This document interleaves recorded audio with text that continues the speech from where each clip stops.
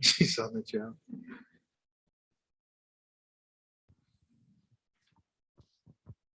Brahma Jaloka Tipati Sahampati Katan Chaliyana Tiwarang Ayajata Santi Tasantap Parachatika Tese tu dhammang Anukam Pimang Pachang. Namo tassa bhagavato arahato samma sambuddhassa. Namo tassa bhagavato arahato samma sambuddhassa.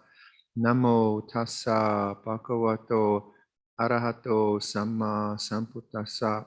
Buddham dhammang sanghang namasami. Is my sound okay? You can hear me? From George, yeah? Welcome to everyone on Zoom. Hope you're doing well. We're doing well. So I could dip into these questions again. It's actually very helpful to have questions. You emphasize trusting and taking refuge in awareness, which is unchanging. Why does anicca not apply here, since Buddha implied that all things are impermanent? That's actually a very important question. Sabbe sankara anicca, sabbe dhamma anatta. Teaching doesn't say sabbe dhamma anicca. Why does it that? Why is that? Why doesn't it say sabbe dhamma anicca? Well, I always go back to the, as you know, quite often, almost every retreat, I talk about the story of the Buddha's renunciation, because for me, that's the logical point. That's the logical situation that I used to understand why he teaches the way he teaches. So you have the story of Prince Siddhartha, and he's successful, very successful human being. He feels some mode of discontent.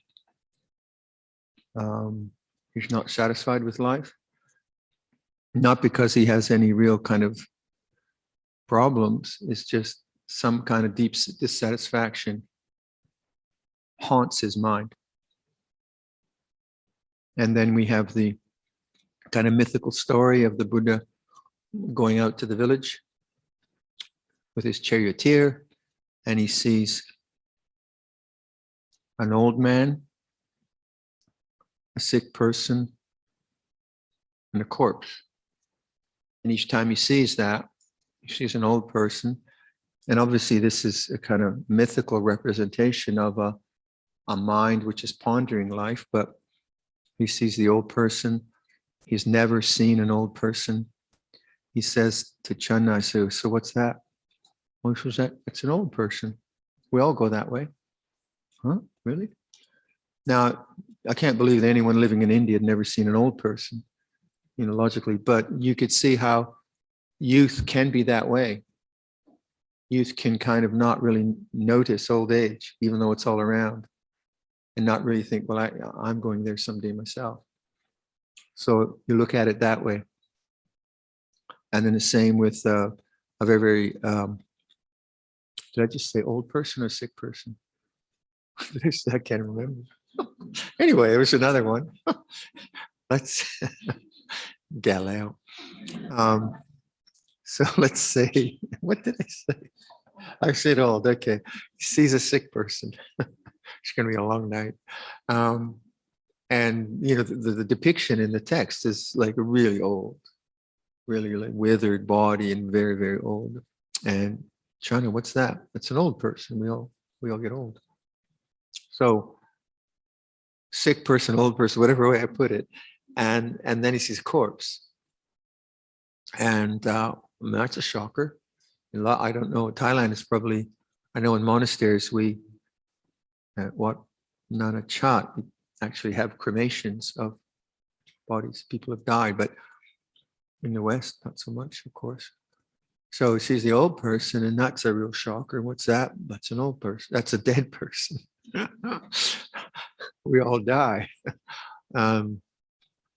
So this is kind of an existential crisis for him. Really, is that all there is? Is it just old age, sickness, and death? And then, and these, of course, we call the Devadutas, the heavenly messengers. And then he sees a sadhu. And this is really the crux of that story for me. He sees a sadhu, and he asks, Chana, who's that? Oh, that's a sadhu. And the sadhu is seeking the deathless, Yamata Dhamma. And to me, that's very crucial in the way I understand, first of all, the Buddha's renunciation and his aspiration. His aspiration is for the deathless. I guess Thailand, you have that word to some extent, but it's a very foreign word. You don't use it. I mean, it's a strange word, deathless, right? In European culture, we have no idea like that.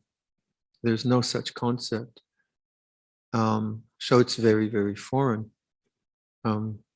But in Indian philosophy and in Indian religious development, it's a common name. Not that the common folk really maybe understand it that much, but talking to one of our monks who is Indian background, Brahmin background, he says, yeah, that's a common part of Indian philosophy. So that then is the trigger, because now the Buddha is the Siddhartha is in kind of existential despair. Is this all it's about? No, there is the deathless. And there's a sadhu who is seeking the deathless. Oh, okay. And so the Buddha makes a determination to realize the deathless for the sake of all sentient beings. So to me, that's a very critical part of what he does then, and then why he teaches the way he teaches. So, and I just follow the logic of that. So then he does his various practices and he realizes enlightenment. And then how does he couch that? He couches it in various ways, but the way that refers to this question is he says there is the unconditioned, the uncreated, the unoriginated, the unformed, the deathless, nibbana, peace, the end of suffering. And those words are terribly difficult. Uncreated. You cannot imagine the uncreated because any thought you have is created. Unborn, unoriginated, deathless. It's very, very difficult language. And so that then, if there were not the unborn, the uncreated, the unoriginated, the deathless, there would be no release from that which is born and dies. There would be no liberation if there wasn't that. And that speaks to this idea that the Buddha taught that all things are impermanent. So sabbe sankhara means that all conditioned things are impermanent. And sankhara means something which is like, let's say, these light fixtures are sankharas, they're constructs. And they depend on electricity and the bulb working. And they in turn create light. So the light is dependent on the bulb. And so the light is a sankhara. And then my seeing, being able to see the clock and know what time it is a sankhara. And then et cetera, et cetera. So sankharas are things which are both conditioned by factors, and they themselves also condition other factors. And so that's the idea of something that's constructed. And when you look at that, well, anything like that, which is dependently originated, which is interchanged, cannot be permanent, right? It cannot be the deathless because it's dependent. It depends on other things. So then the logic goes, so how would you discover that? How would you discover the uncreated or the unoriginated? Well, if you always paid attention to the created and the formed, and in other words, sankharas, you'd be looking in the wrong place. Can't be a sankhara. So if you're looking for the unconditioned in a condition, you're looking in the wrong place. If you're looking for the deathless and that which is begins and ends, you're looking in the wrong place. So where's the wrong place? Emotions are the wrong place. If your attention is always on emotions, that can't be it. If you want good emotions, sure, you go to the psychologist and say, please help me. I'd like better emotions. And that's okay. And we have good emotional teachings in Buddhism. But so Nibbana cannot be an emotion because emotions come and go. It cannot be a sight. Sights are dependent. So it cannot be a sight. It cannot be a sound. It cannot be a smell or a taste or a bodily formation. It cannot be a relationship. It cannot be a society. It cannot be a Tesla. Or whatever you want. It cannot be a thing. So all things, in this sense, or compounded things, are impermanent. But to say that the Buddha said that everything is impermanent wouldn't know, because then there would be no liberation. So if you follow the logic of that, then if you're interested in liberation from suffering, you begin to see that if I'm just paying attention to things which change, I'll never be free because my attention is not available. I am attending to the wrong thing. Now I have to pay attention to the world. I have to pay attention to things that change because that's just the way of being human, obviously. So we're not negating that, but there's something else we could do. And that's to begin to extricate ourselves from this compulsion to always be looking at things or doing things. And so you have the issue of tanha. Now, if you look at tanha and how it's defined, tanha is always about conditions, being more happy, being less pain. It's always about conditioned phenomena. So tanha is the energy that pulls us into birth and death, into sankharas, into conditions. And the abandonment of tanha, desirelessness, is the non-engagement with sankharas. You're not engaging them with it anymore. For instance, you feel sad. For some reason, you feel sad. That's a sankhara. It comes because of conditions. It hangs about for a while, and then it ceases. So if your attention knows the sankhara of sadness feels this way. It began because of causes. It stayed for a while, and then it ceased. And you remain aloof from sadness. You know sadness is sadness. Then you begin to incline to the unconditioned because you're not attaching to the conditioned. Huh? You see that? But that's hard to do because sadness is not nice. I'd rather have happiness. So what do? Smoke some dope. Or whatever, right? Watch a movie, blame someone, do something, but witness sadness as sadness. But if I'm always then trying to replace one condition from another, my mind is always in sankhara. And I'm always in the conditioned realm.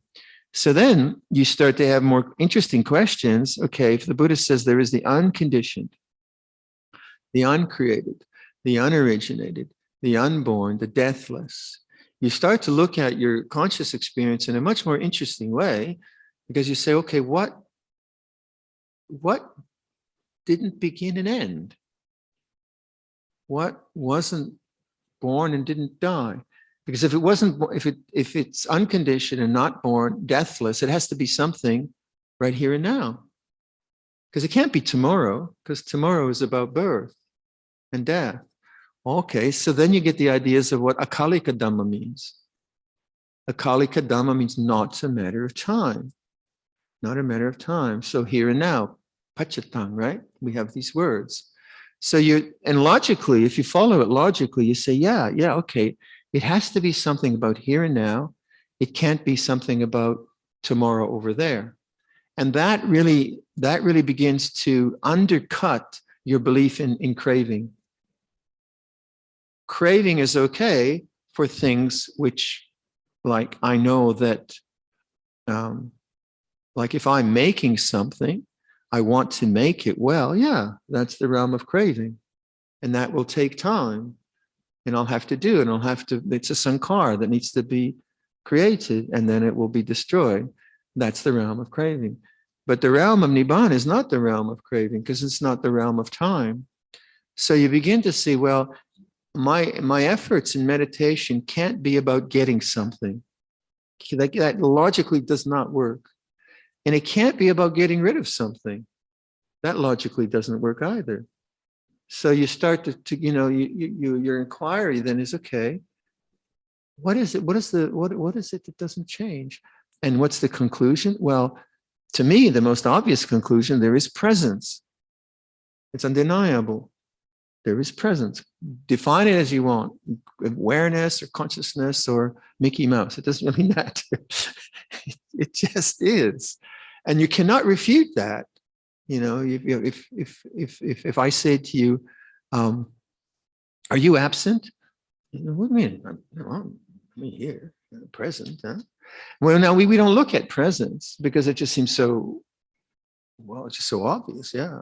So what we look at is objects. And why we look at objects is because we want pleasure and we don't want displeasure. And so our attention is kidnapped, preoccupied with objective reality. So now the Buddha says, well, rather than say, point to the deathless, he says, well, okay, try this. Try to give up craving. And so he points to suffering. And the issue of suffering is very, very deep. It's not just about emotional suffering. It's the deep wrong identity and the wrong seeking in our lives for true peace and happiness. So each time we feel frustrated, I would say, or we feel a sense of lack, the suggestion is feel that rather than go to some other object to try to pacify it. So if you feel a sense of lack and you just witness it without hurting yourself, you still take care of yourself. You feel loneliness as loneliness. You feel annoyance as annoyance, whatever. You stay with that, then you're starting to stay with that which is always there, which is presence or awareness, knowing, puru, all this different language we have, consciousness. And as you stay with that, you begin to sense the kind of silence which underlies everything. Because you're no longer going out into sense consciousness, and you begin to be interested in that. And that's why we say that awareness is the gateway to the deathless. It's an opening. So to say awareness is permanent is not quite right.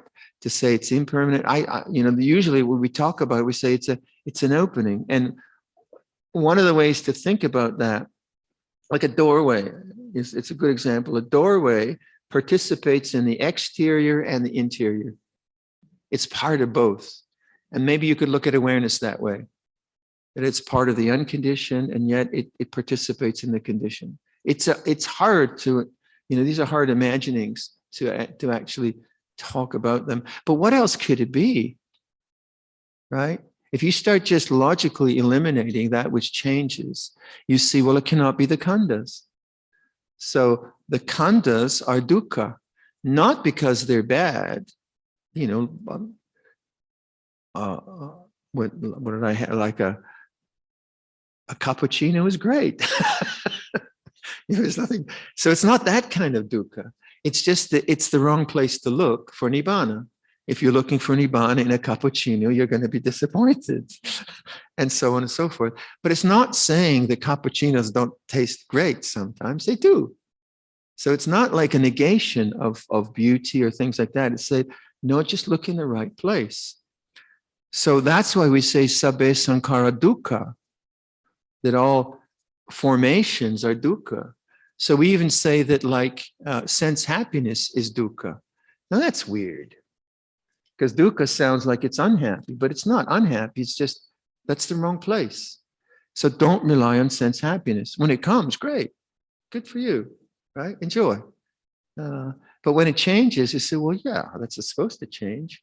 So then you're no longer seeking happiness. Although you start to do things which make you happy, you live sila, you live dana, you calm the mind. So you create all the conditions for happiness, but that's not the goal. That's the method. Happiness is the method. That's weird. But not the happiness of sense distraction. It's the happiness of goodness. It's the happiness of dana. It's the happiness of non-desire that we can all have. And that is a foundation for samadhi too. You know, when you live a good life and you're not hurting anyone, you don't have no remorse, you have a sense of joy in the heart. And that then helps with the whole idea of chasing things with tanha. So your mind gets more and more settled and you keep asking that question. What is it that doesn't change? And so that's the kind of challenge I put to you. I say, listen to sound, feel the body. Listen to sound, feel the body. Notice the changing nature of sound. Notice the changing nature of body. And hopefully, and I say, okay, you went from two sense bases. Well, what did that? Does awareness change? Did awareness come and go? Huh? And it's a kind of inquiry which doesn't really require, it's not like a answer in like a PhD exam on Buddhism. It's not that. It's not that. It's existential observation, your existence. So to this question, this is a common misunderstanding. It's all impermanent. All things, sabbe sankara, sabbe dhamma anatta. What did the Buddha realize? What was it? And how do we realize that? And obviously, as a monk, I mean, that's my business. That's why I signed up and wear the outfit. So I'm really interested in this. I'm really, really interested in this. But the whole teaching is, to me, logically very consistent to that original intention the Buddha has. So why do we teach Paticca Samuppada? Because Paticca Samuppada is showing us that anything which is in the realm of Paticca Samuppada is birth and death. That makes sense. Why do we teach the five khandhas as being anicca dukkha anatta? Because that's just showing us that the khandhas cannot be it. Why do we teach about tanha? Because tanha is the pursuit of experience, which is pleasure, and getting rid of displeasure. That can't be it. So logically, if you really kind of think through, first of all, why does the Buddha pick up this renunciation? Because he's depressed? No, he has a serious question about human existence. What does he do? He hears there's a sadhu, there is the deathless, there is the uncreated. I'm going to do that. I'm going to figure that out for all beings. And he does it. And then what does he teach? Well, his teaching must be in line with that kind of aspiration. So I find that really helpful to kind of logically know how my attention should play out. And that if I'm looking for something in the future in terms of my meditation, that can't be it. In terms of developing monasteries, sure, I look to the future. I try to create a good environment where people can practice. Yeah, that's the realm of things. That's the realm of sankharas. So we have work in the realm of sankharas. But this is asankata. So sankata is compounded and conditioned, but it's asankata, not compounded, not conditioned. And what do you have? Think about it. What do you have? Well, you start to just can't be the body, can't be sight, can't be sound, can't be thought, can't be emotion, no. And you're left with presence. And then so hence trust and awareness. But you see how profound that is, right? It's not just trust and awareness so you don't trip over the wire. It's not just functional presence. It's kind of, it's quite profound in that way. So thank you for the question. I've used those four divine messengers, we call them, to really get my mind in a kind of logical sense of why the teaching is the way it is, then it all makes sense to me. It all kind of fits to that. Ooh, that one. So then, where was it? There's another one.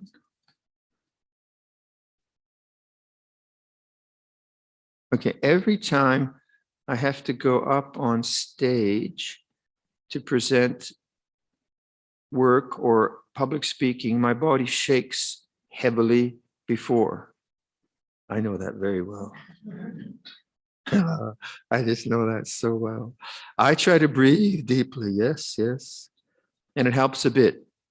Once started talking, then it is okay. Yep, that's true. Should I be conscious, I think, of the shakiness feeling? Accept it to help? It is very noticeable. Yeah, that's called panic or fear. And fear is a powerful human emotion, right? Fear has a smell. Fear can make you go to the toilet, right? That's the deep kind of fear. Anxiety is a form of fear. Anxiety can be minimal, it can be huge, right? So understanding fear and knowing fear as an object is a big part of liberation, I think. So when you feel fear, in some sense, if it's not physically dangerous, so if the bear is going along the path at the monastery and I feel fear, then usually I don't embrace the bear. Oh, may you be well. I go back very slowly, very slowly. So that's biological fear, right? And that's just very natural. It's good to have it. But we have so much psychological fear, like being embarrassed or being self-conscious or like being afraid of giving a Dhamma talk. I think, why am I afraid? Everyone loves me. I'm not afraid now, but then it wasn't logical. It wasn't. That's it. Fear is not logical. You can't negotiate fear. It just is. So my sense of it was, if fear comes into consciousness, as long as it's not like a dangerous situation, it's a brilliant time to begin to observe it as a sankhara. And if you are in a public speaking situation, and it's relatively safe, they're not going to fire you or throw you out of whatever, you can logically know that, okay, that I'm going to be okay. And you can notice the fear. And if you make fear conscious and you let it come up into the body as bodily energy, which was this person, then that's the beginning of the liberation of fear. Because as I was saying earlier, that's the vipaka kamma of fear. Feels that way. And if you just let it be, let it speak to you, let it become conscious, it goes away. It goes away until it ceases. Anxiety, fear, these things. If you don't admit it into consciousness, if you just distract it, have you ever seen a man who acts very fearfully, but overplays it and by being confident? That's an embarrassment, isn't it? And you can see like the arrogance or the confidence the person has. Underneath it is a lot of fear. That person has a lot of problem because they're not conscious of the fear. They've created a personality not to look at the fear. So when fear comes up into your mind, it's actually a good thing. You haven't suppressed it into some kind of personality disorder. It's up into consciousness. So it might seem like a bad thing, but I think it's actually a good thing. It's like you're releasing this kamma. What to do with it, it's just know it as a bodily sensation. Trust and have metta for it. This being is suffering. Fear feels this way. All beings who feel anxiety feel this way. May I be free from anxiety. May all beings be free from anxiety. So you begin to engage it with compassion. That's what's needed. But usually it's not compassion, it's operating, it's dosa. I want to get rid of the fear. And fear. And you can see it with another person. If another person's afraid, you say, oh, it's all right. It's okay. You'll be all right. So you say that to yourself. Harder to do, but that's the logic. Then the fear starts to kind of dissipate and go away. So I would say to this person, just let it be conscious. It's okay. It's the best thing for that.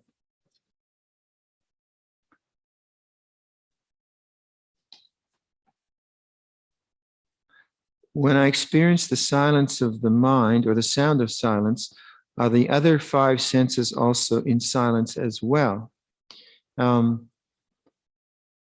If I refer to Lompa Liam's book, maybe Yom Aw is, Yom Aw, if you want to put on the internet, link to Lompa Liam's book, No Worries, and maybe find the page where his biography is and where his statements of enlightenment are. You'll find that in any of our monasteries' publications. So you could go to Abhayagiri. So in that, I've often read it on retreats, but in that, Lompa Liam describes his own process of enlightenment. And in that, he has these long periods of deep, deep silence where the senses are not intruding. So that's extraordinary. That's kind of extraordinary experience, and that's not common. But if you want to read a description of it, go to that. But what's more common is that the sound of silence is always available, even within the noise of the diggers and whatever's going on. And that's very approachable and very usable. And if you learn to pay attention to it, it can be a way of relaxing in the space of consciousness, and still events come and go. So, but the other is very, very extraordinary. But you'll find that reference in Lompa Liam's inspiring, and that was in 1969. And in that he says, it's probably late 1990s when this was written, or he described it, and he says, and the mind has not changed since then. Not changed. Those are his words. So, oh wow, he's done it. So he's realized something. So it's profoundly inspiring. But then if you read the effort he makes, it's like superhuman. To do what? To be mindful moment by moment by moment by moment, hour after hour, day after day after day. And that's really difficult. That's difficult. But I found it the most interesting presentation of enlightenment because it's just in common language.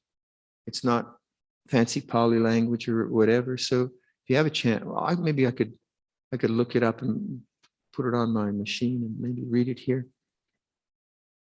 Anyway, I love Lompa Liam. I think we all do. Huh? When you said mind, stay with mind is the path, does it mean consciousness staying with knowing? Yeah, that's another way of looking at it. Like you could say, I know that I know. And that's, what do you mean by that? Well, if I'm sitting here, no matter what the temperature is or what's going on, I know that I know.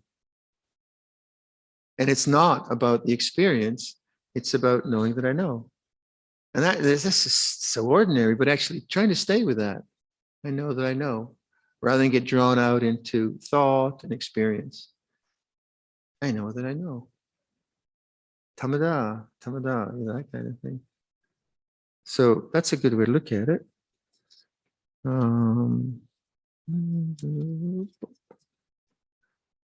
Yeah. Do we use senses to be aware? 1. 2. If we are not aware, will there be awareness? senses, I mean the 6 doors: eyes, ear, nose, tongue, body, mind. So we don't really understand this, but you could say, what is necessary for the experience of light? Okay, what is necessary for the experience of touch? And what is necessary for the experience of taste? Well, it seems to me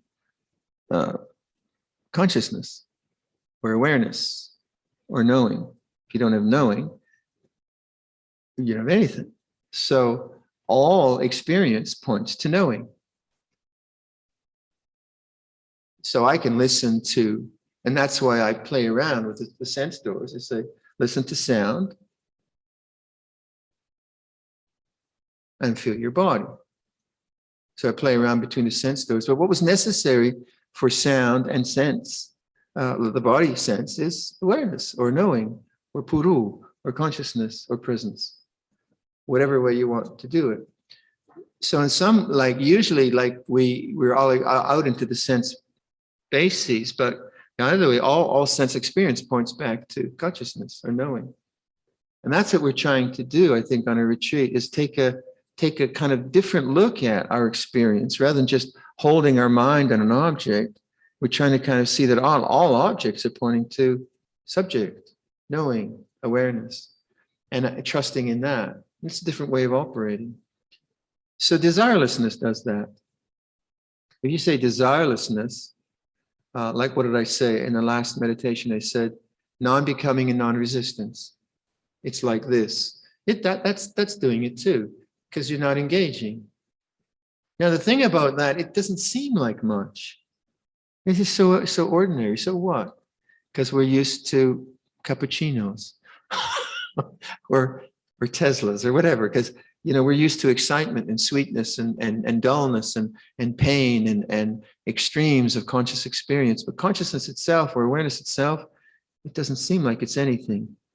And yet, if it weren't there, so that must be the secret. That must be the point. If I ask you to say, listen to sound and notice the changing nature of the sound, does the same thing. Because to notice the changing nature of sound, I can't be grasping sound, and I can't be engaging in sense experience. I have to be the knowing, the puru. So coming back to that again and again, yes, we can use the senses in that way, but it doesn't really matter what the senses are doing. They're pointing back to awareness, to knowing. And I guess that's what I'm doing in these meditations. I'm using the sense base of sound, right? And the sense base of body, but I'm pointing to awareness rather than the objects themselves. I didn't quite understand this question, so hopefully it was helpful. Don't fire me. Don't feed me. I observe the thought, see it disperse, then it comes back again. I observe the self with the thought, both self and thought disperse, then it comes back again. I cultivate love and kindness, then the thought comes back again. I notice there are fears, and these are clinging to the matter. How do we get wisdom to let go of those fears and clinging? Well, same old thing.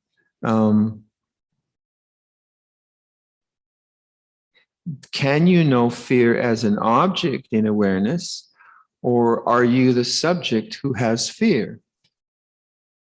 Right? Okay, I have to give a public talk, and all of a sudden, and the fear comes up, and what comes up with that is not just fears. What am I going to say? What am I going to say? I don't want to go. I don't want to. So there's not just the fear, there's me being fearful. Okay, that's attachment. Non-attachment is fear comes up, my mind wants to run with it. No. Fear feels like this. It's pressure in the body. It's sweating. It's shaking. It's horrible. But it's like that. That's non-attachment. It's the same energy. So how do we get the wisdom to let go of those fears? No, that very knowing in that way is letting go. Now, the word letting go can sound like, oh, I can just let go and not feel this fear. Hence, I'm not doing it right. No, sorry. It doesn't work that way. Letting go means letting be. And letting be means kwam oton. You have to endure it. So letting go can be a very, like Ploi Wang, can be a very deceptive idea. Lompa Cha is asked in that Buddha Comes to Sussex video. Maybe you've seen that. It's lovely to see him. He's sitting on a chair, and the announcers from BBC, and they're doing I think it's called the Everyman program, and they say, Tanajan Cha, how would you describe Buddhism? And Lompa smiles. Wang, Ploi Wang. What the hell? Oh yeah, okay. And then of course the guy doesn't know what he's talking about. And Lompa starts to explain. And it just sounds like you just Ploi Wang. Don't make it a problem. But it's not that easy.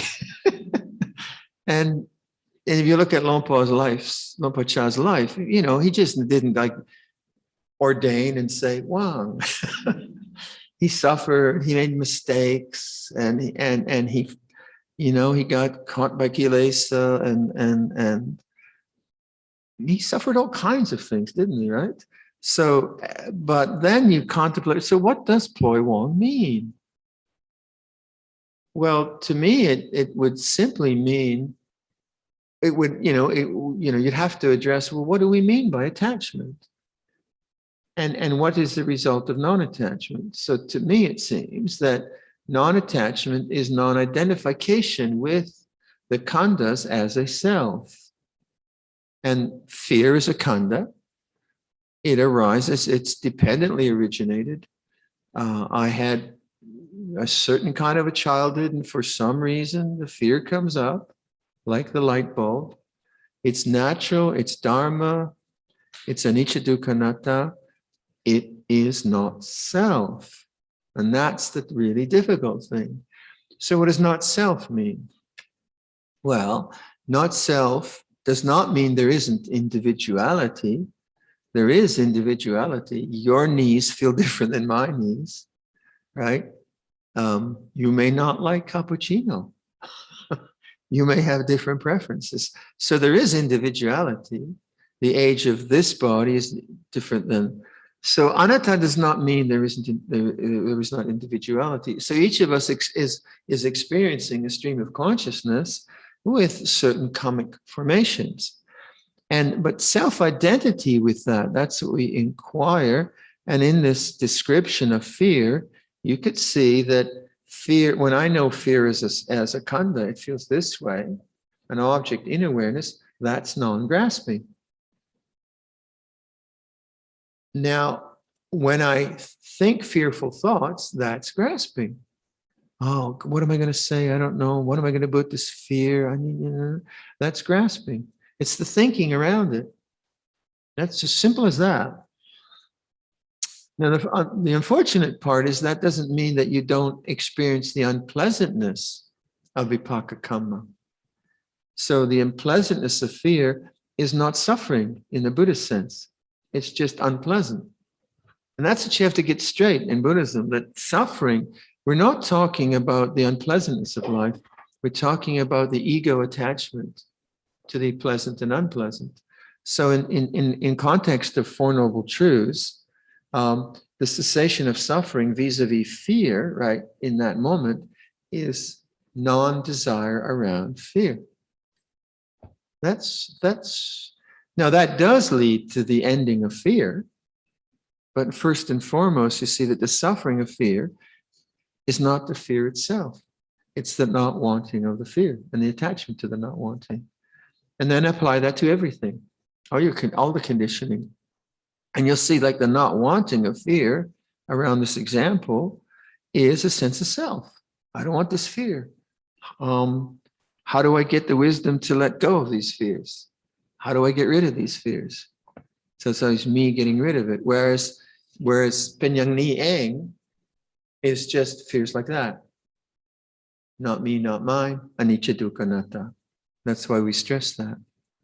So do look in your own minds or your own practice. What do you mean by attachment?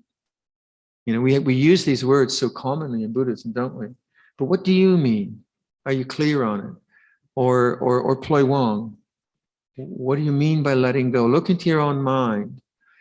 Do you think that letting go means not having any like if you have an experience of anger, do you think letting go means you have no anger in that moment? Good luck.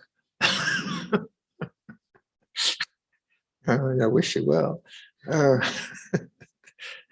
Or does it mean that you know anger as a khandha, as a sankhara, anicca dukkha anatta? And that's possible. The other's not possible. If you think Ploi Wang means that I'm just going to Ploi Wang, no suffering. You feel very disappointed. So then that's very approachable. Having said that, as desire ceases, then the vipaka kamma ceases. And so like as I said, like for sakadagami, anagami, the language around that is simply the attenuation or the cessation of greed and hatred.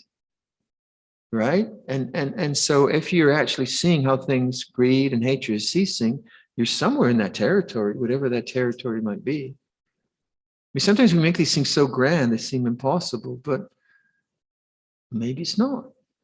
Give yourself a break. Like make it so distant. All right, we've really worked fear over, haven't we? I hope you all have a bit of fear tomorrow so you can work with this. Just a little bit. Maybe a small bear can come through here. I think I've covered. Oh, have I? Here we go. I have more success with lying down meditation, than I do with walking and sitting. I can do it for much longer, and there is more peace and clarity. I think this was the question in the interview too, right? Yeah. If my formal practice is 70 to 80% lying down, is that all right? I just feel a little guilty because it's so comfortable. I mean, I had that too, right? I mean, I'm cheating. It has to be painful. This can't be it, but it is it. It's a wonderful posture. So again, I cannot do a yoga nidra retreat because, if we're all lying around here, I mean, the Kuba Ajahns are going to be on my case. So you have to do it. But if you're successful with this posture, I would recommend really developing, because you can do long meditations and really explore attachment to body. So hats off to you. But I know how you feel. And I didn't tell the monks for years. I felt I was cheating. Don't tell the monks. But it does work. It does work. Okay, I think that's done it. Okay, we'll finish there. หันทะเบยังธรรมาคาถายาสาธุกรังทถามาเสสาธุสาธุสาธุอนุโมทามิ And finish with the verses of sharing an aspiration on page 5 or 7. 5 or 7.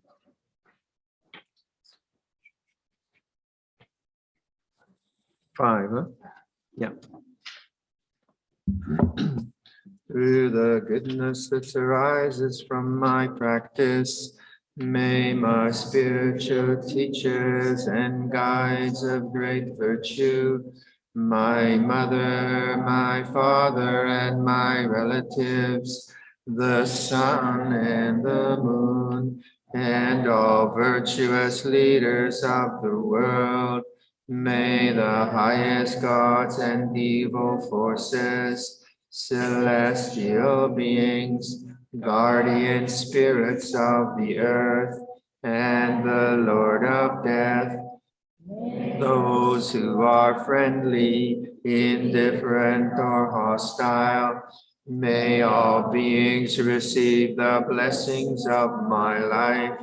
May they soon attain the threefold bliss and realize the deathless.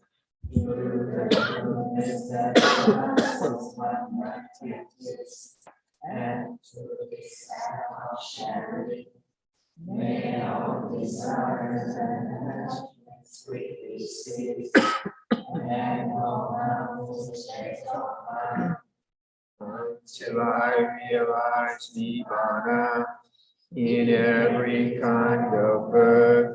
May I have an upright mind, with mindfulness and wisdom, austerity and vigor. May the forces of delusion not take hold, nor weaken my resolve. The Buddha is my excellent refuge. Unsurpassed is the protection of the Dhamma. The solitary Buddha is my noble guide. The Sangha is my supreme support. Through the supreme power of all these, may darkness and delusion be dispelled. And closing homage.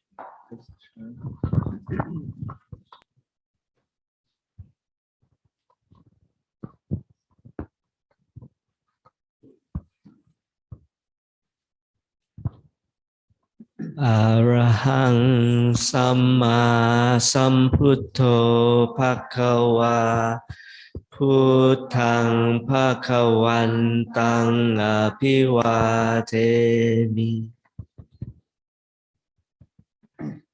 สวากขาโต Bhagavata Dhammo Dhammang Namasami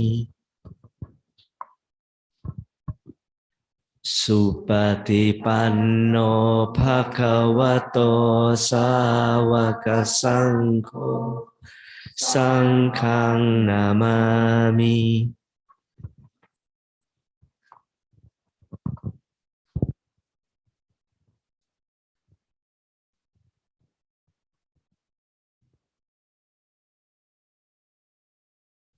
Thank you for coming. You have something. Like that.